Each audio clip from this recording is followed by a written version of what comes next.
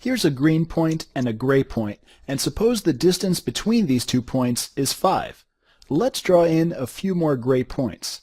Of all these other points, which 2 are also a distance 5 from the green point in the middle? Nicely done. So these 2 points are also a distance 5 from the green point. Let's draw in a few more points that are the same distance from the green one. You can see that these gray points are starting to form a shape, and the name of that shape is a circle. So here's a circle, and the mathematical definition is that it's a curve made up of all the points that are the same distance from the center. And sure enough, you can see that every point on this purple circle is the same distance from the center. Next, take a look at these 4 shapes down here. Which of these are circles? Nicely done. So these 2 are circles, and here are the centers for these circles. Let's take a closer look at this circle over here. Now, a radius is any line segment between a circle and its center. So here's an example of a radius connecting the center to the circle. So which of these line segments do you think are also radii? And just so you know, radii is the plural of radius. Exactly, these 2 segments are radii for this circle. Next, let's say what a chord is. A chord is any line segment between 2 points on a circle. So here's an example of a chord connecting these 2 points on the circle. So, which of these other line segments are chords? Nicely done. So these 2 segments are chords. Next, a circle's diameter is a chord that also passes through the circle's center. So which of these line segments is a diameter of this circle? Precisely, this is a diameter. Remember, a diameter is any chord that goes through the center. So every circle has lots of diameters, and they all have the same length. Now, here's another circle, and suppose the radius of this circle has length r. In terms of r, how long is this circle's diameter? If you're not sure, just click over here. Right, every diameter is made up of 2 radii. So the diameter of this circle has length r plus another r, which simplifies to 2r. Okay, last definition.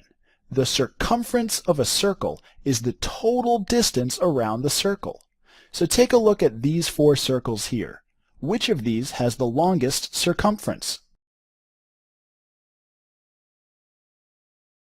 Suppose you have a circle, like this one here. The circumference of a circle is the length around the edge of the circle. Here we'll find a formula for circumference. Let's say the radius of this circle is r. Let's also draw in the circle's diameter, which we'll call d. The diameter connects opposite ends of the circle and passes through the center of the circle. What's the diameter d in terms of the radius r? If you're not sure, click over here to review. Exactly, a circle's diameter is twice as long as its radius, so d equals 2r. Let's hold on to this fact down here.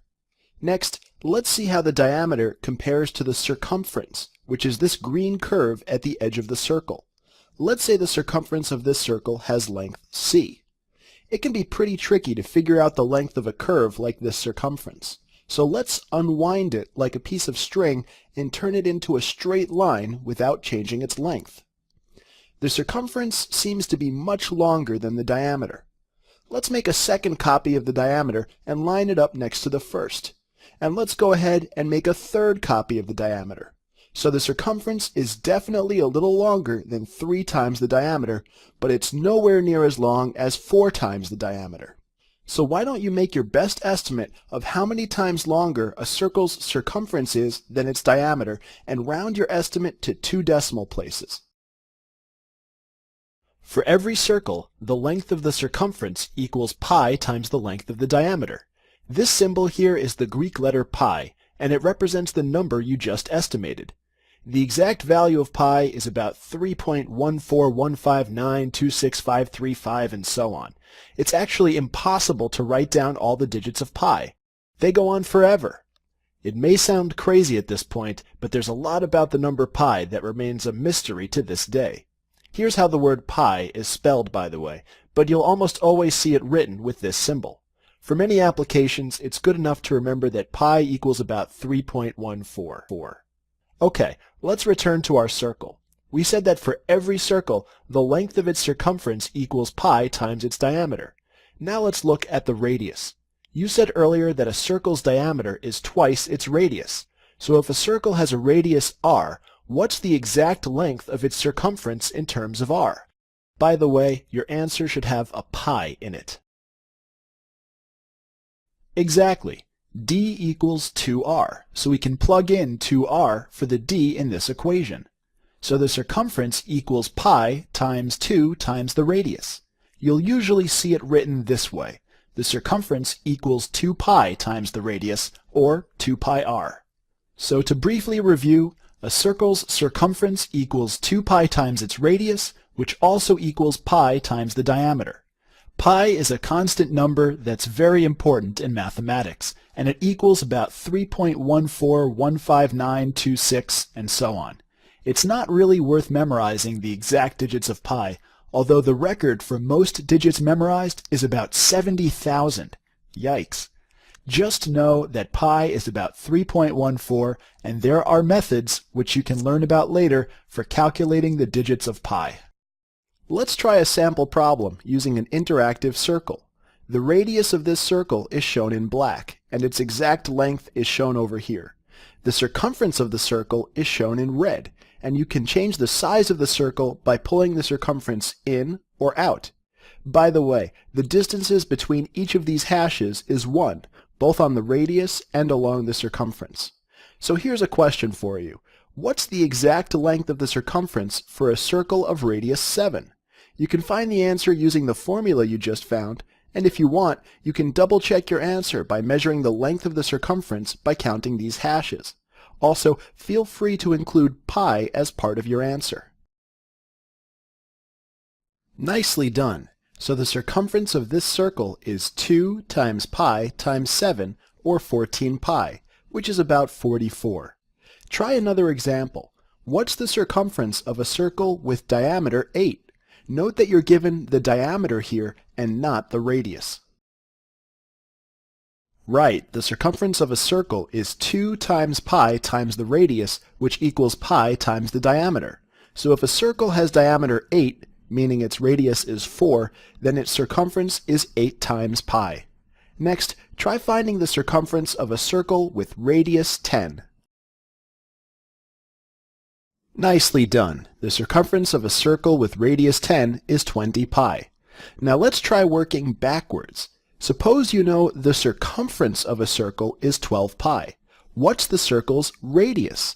Feel free to ask for a hint if you need one. Great work.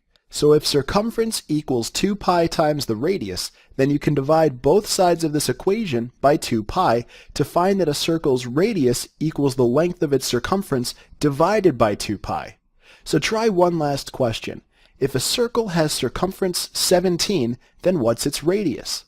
Note that you can leave your answer in terms of pi if you want.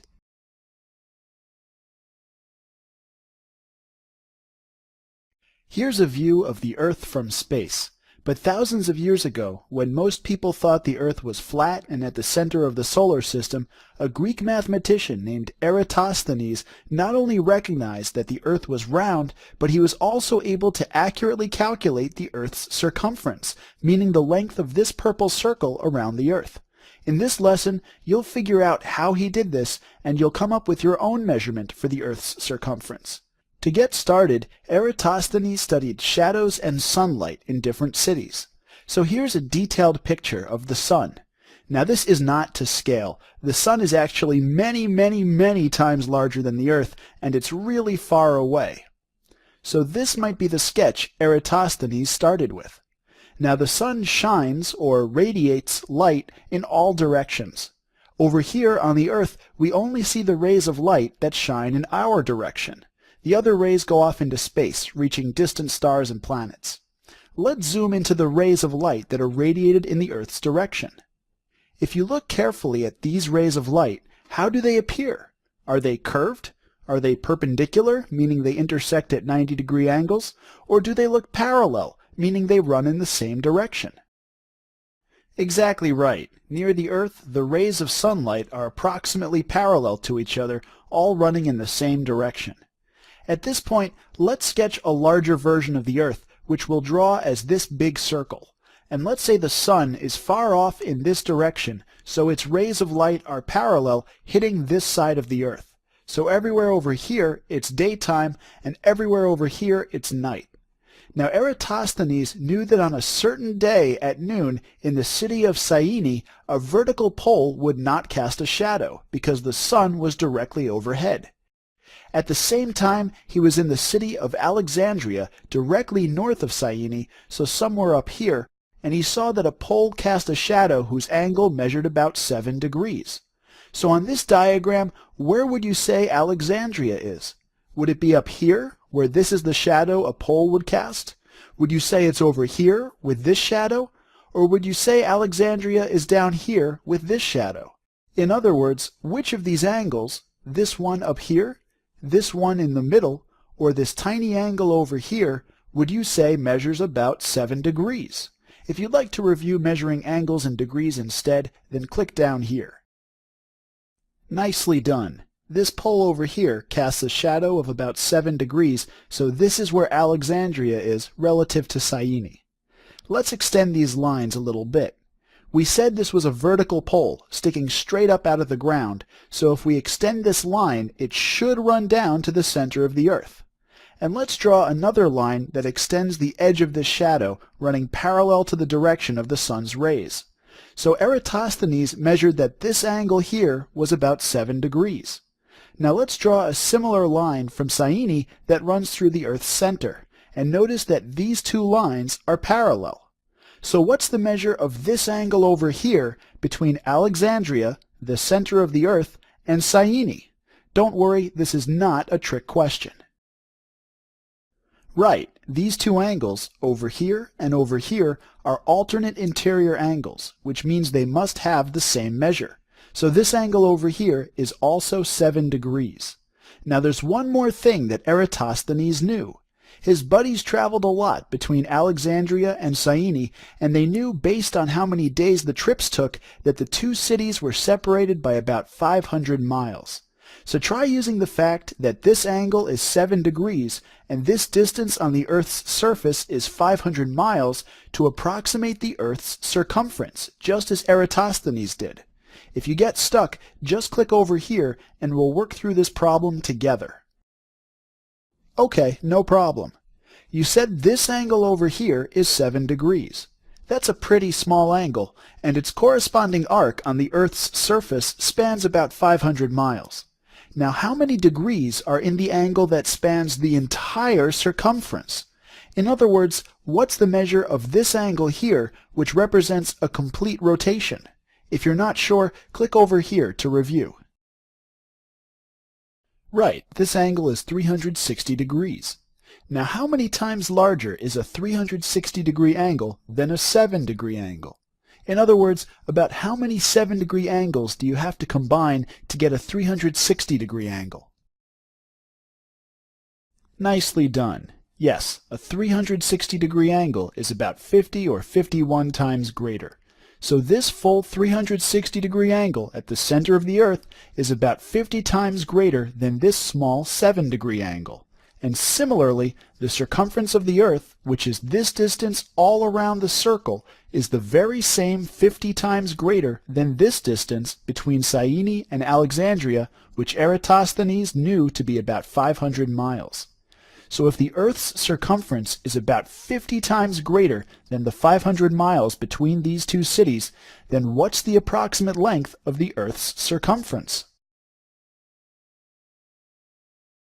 Excellent work! So using Eratosthenes' measurements, you followed in his footsteps and found that the Earth's circumference is about 25,000 miles. That turns out to be a really good estimate. The actual circumference of the Earth is 24,901 miles, plus or minus a few miles, depending on where you measure it. So using a little geometry and careful measurements of sunlight and shadows, Eratosthenes was able to figure out more than 2,000 years ago just how large the Earth is. Impressive, right?